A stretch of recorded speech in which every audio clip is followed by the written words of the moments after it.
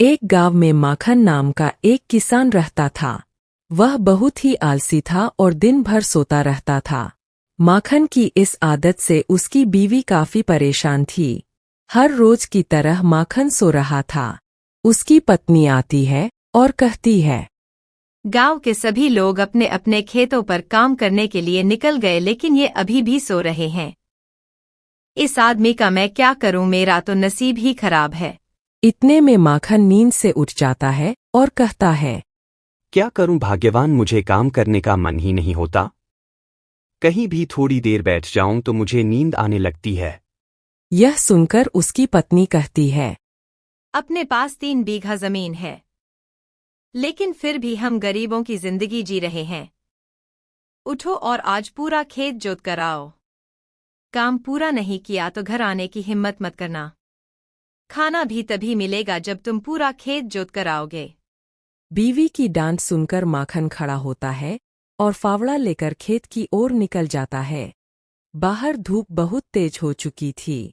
वह सीधा जाकर पेड़ की छांव में बैठ जाता है। बैठते ही उसे नींद आने लगती है, लेकिन तभी बीवी की डांट फटकार याद आ जाती है और वह खड़ा होकर फावड़ा चलाने लगता है। थोड़ी देर तक काम करने के बाद माखन को पसीना छूटने लगता है। पसीना पोंछते हुए कहता है, थोड़ी देर आराम कर लेता हूं और पानी पीकर काम करूंगा। वह वापस से पेड़ के नीचे जाता है और शीतल जल पीकर थोड़ी देर आराम करता है। आराम करते करते उसे नींद आ जाती है और कब शाम हो जाती है उसे पता ही नहीं चलता। जब माखन की नींद खुलती है तो उसके सामने एक बूढ़ी औरत खड़ी होती है। वह कहती है, बेटा, अगर 2 बूंद पानी हो तो मुझे पिला दो। मुझे बहुत तेज प्यास लगी है। हाँ माजी, मेरे पास पानी है, लो पी लो। माखन उन्हें पानी पिलाता है। पानी पीकर वह महिला कहती है, बेटा, क्या तुम्हारे पास कुछ खाने को मिलेगा? बहुत तेज भूख भी लगी है। लेकिन माँ जी, मेरे पास तो खाने के लिए कुछ भी नहीं है। मैं खुद भी भूखा हूं। मेरी पत्नी ने मुझे खाना नहीं दिया है। उसने मुझसे कहा है कि अगर मैंने इस खेत को पूरा नहीं जोता तो मुझे खाना भी नहीं मिलेगा। मैंने बहुत देर तक काम किया लेकिन पूरा खेत नहीं जोत पाया। मुझे काम करने का मन नहीं होता। जहां कहीं भी बैठता हूं मुझे तुरंत नींद आ जाती है। तभी वह बूढ़ी महिला एक अप्सरा का रूप धारण करती है। यह देखकर माखन हैरान रह जाता है। बेटा, तुम आलसी हो, इसमें तुम्हारा कोई दोष नहीं है। लेकिन शायद तुम्हें नहीं पता, इस खेत में तुम बहुत सारा सोना उगा सकते हो, जिससे तुम्हारा आने वाला समय काफी सुख और शांति में व्यतीत हो सकता है। अच्छा, लेकिन कैसे? देखो बेटा, तुम इस खेत में धान की फसल करो। तुम्हारे इस पूरे खेत में 3 धान सोने के उगेंगे, जिससे तुम अपनी गरीबी को दूर कर पाओगे।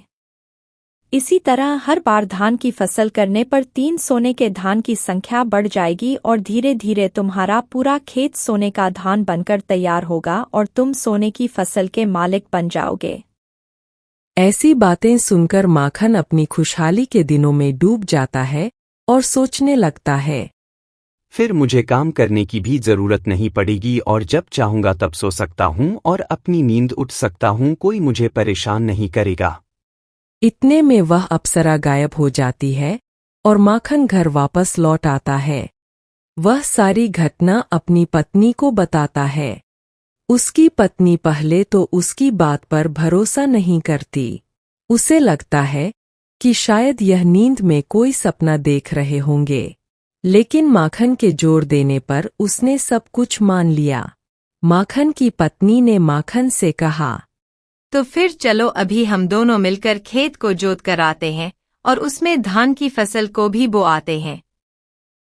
गोविंद उसकी बात सुनकर थोड़ा सा उदास हो जाता है, लेकिन उसकी पत्नी कहती है, खुद लक्ष्मी माता ने हमें यह संदेश दिया है और तुम हो कि अभी तक आलस में डूबे हो। पत्नी के जोर देने पर माखन को खेत पर जाना पड़ा। दोनों ने मिलकर रात भर खेत जोता और सुबह तक उन्होंने धान की फसल को भी बो दिया। कुछ दिनों बाद माखन के खेतों में धान की फसल उगी। फसल के कारण खेत का रंग सोने की तरह लग रहा था। उसे देखकर माखन की पत्नी ने कहा,